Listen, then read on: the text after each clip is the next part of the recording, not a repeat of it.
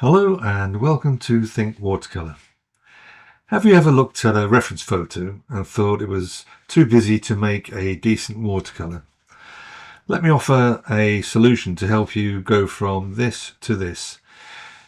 It's simply to use the white of the paper as part of your composition.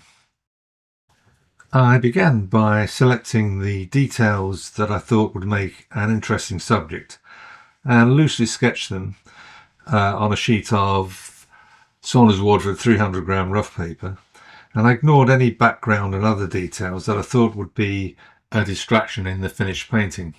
I began by mixing up a very watery mix of sepia and ultramarine to create this warm grey for the seabed of the harbour at low tide.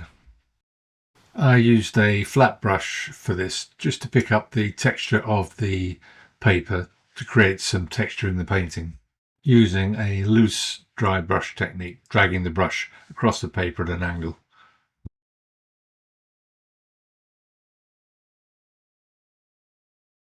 Next I mix up some neutral tint, quite a strong mix, fairly thick, for the hull of the main boat in the subject.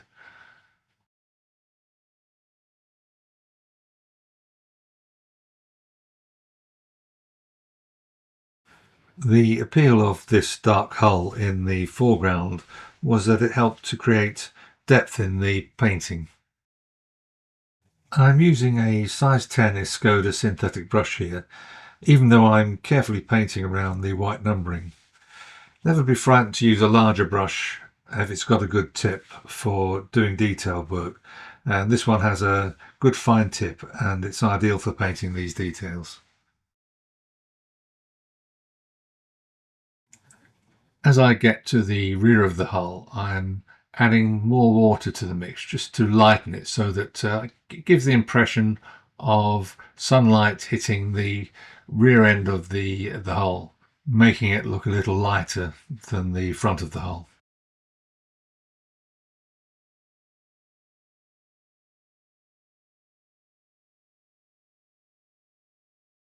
Next I mixed up some ultramarine and some imperial purple to create a good strong mix for the shadows under the two boats.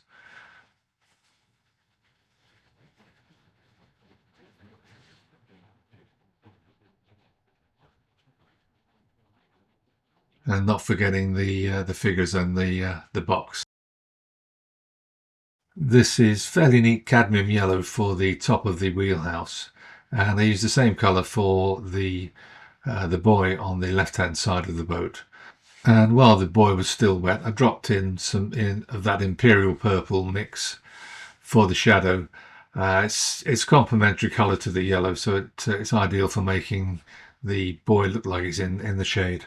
For the hull of the boat to the rear, I used a mixture of cerulean blue and cobalt blue to create this nice sky blue colour for the hull. For the front of the wheelhouse, which is in the shade, I mixed a little bit more ultramarine into the grey mix that I used for the seabed. Adding these shadows helps to create three-dimensionality in the painting.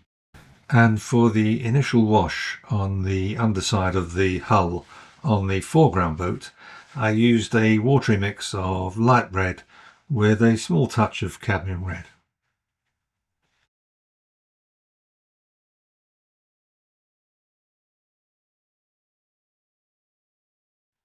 For the red buoys on the foreground boat, I used cadmium red, and then I lightened the tops of the buoys with some clean water and lifted out with a dry brush to create the reflected light.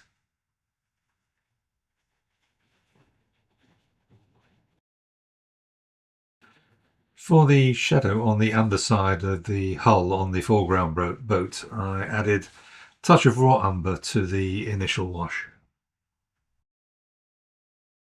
And likewise for the boat in the rear, I added a touch more cobalt blue to the initial wash to paint the shadows.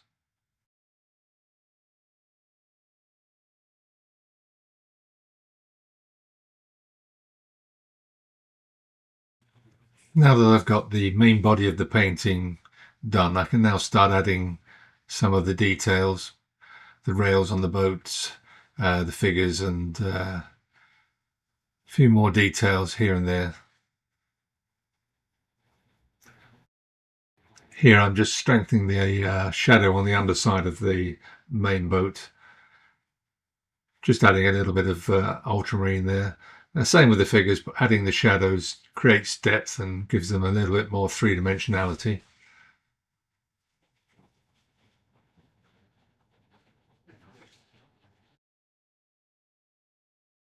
Here I've mixed up some sap green with a touch of cadmium yellow to create this light green colour for the seaweed resting on the seabed.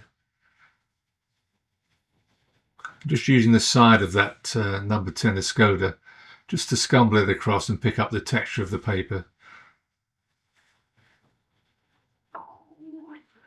Just darkened a few areas with some jadeite green just to bring it forward into the front of the painting.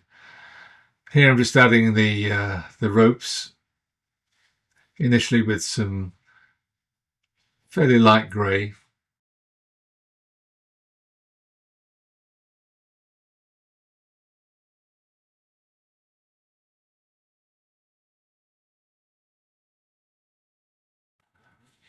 Here I've mixed up some white gouache just to paint the tops of those ropes where they'll be bleached in the sunlight.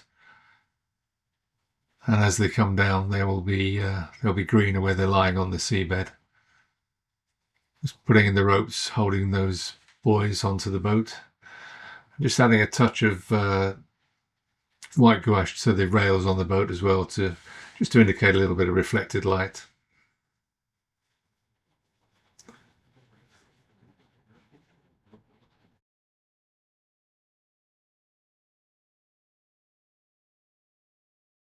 Here I've darkened the green with some more jadeite, just to indicate where the ropes are green, where they've been lying on the seabed or underwater.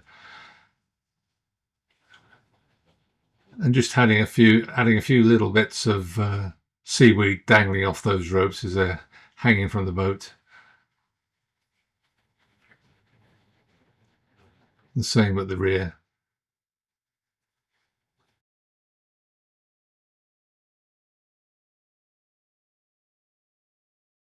And a few final touches here and there, and I think I'm pretty much done.